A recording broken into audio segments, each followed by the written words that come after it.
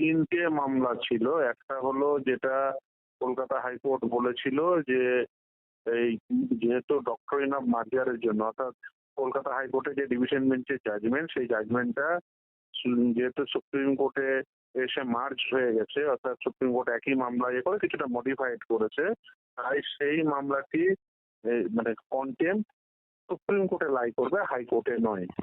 আরেক আরেকটি মামলা ছিল শেতাবুদ্দিনের, যে এই যে পয়সা ফেরত, কোনো সিবিআই যে কাস্টডিতে নিয়ে ইন্টারোগেশন করা, বা ওএমআর পাবলিকেশন, সব থেকে গুরুত্বপূর্ণ, ওএমআর পাবলিকেশন করেনি, এইটা ডিরেক্ট সুপ্রিম কোর্টেই কন্টেম্প করেছিল। আজকে শেতাবুদ্দিনের মামলায় বললো যে আগামী 10 তারিখ, মানে নেক্সট মান্থের 10 তারিখ, 10th মে সেই মামলা শুনানি হবে ইন দ্য মেন ফাইল।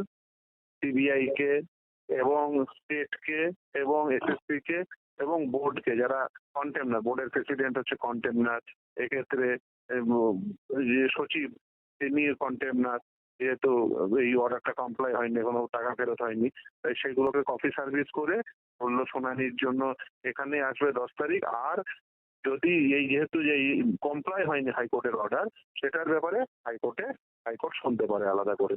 ফলে এইটা আজকে অবশ্যই অত্যন্ত গুরুত্বপূর্ণ যে হাইকোর্টও নিজেই শুনতে পারে।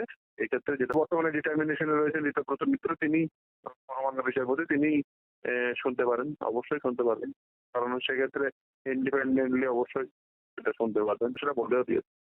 তো অসুবিধা কি? ইভেন শুধু আজকে মহামান্য বিচারপতি একথাও বলেছেন যে এই প্রক্রিয়ার সঙ্গে তুমি আর একটা প্রক্রিয়াকে, অর্থাৎ ফার্স্ট এসএলএসটির সঙ্গে সেকেন্ড এসএলএসটি তুমি গোলাচ্ছ কেন? আজকে যা বললেন যে 2016 ওএমআরসি পাও প্রকাশ করতেই হবে, যে নির্দেশ ছিল সেটা করতে হবে। ওই যে আমাদের একটাই ওয়েবসাইট, আমাদের চলছে, এইসব অজুহাত চলবে না। ইভেন এটাও বলেছেন 10ই মের মধ্যে তোমরা অর্ডার কমপ্লাই করে দিও, সে কথাও বলেছেন। তারপরে ওএমআর পাবলিশ হওয়ার পরে তারপরে যদি নতুন করে কেউ টেন্ডেড হন, সেক্ষেত্রে তার উপরে প্রভাব পড়বে।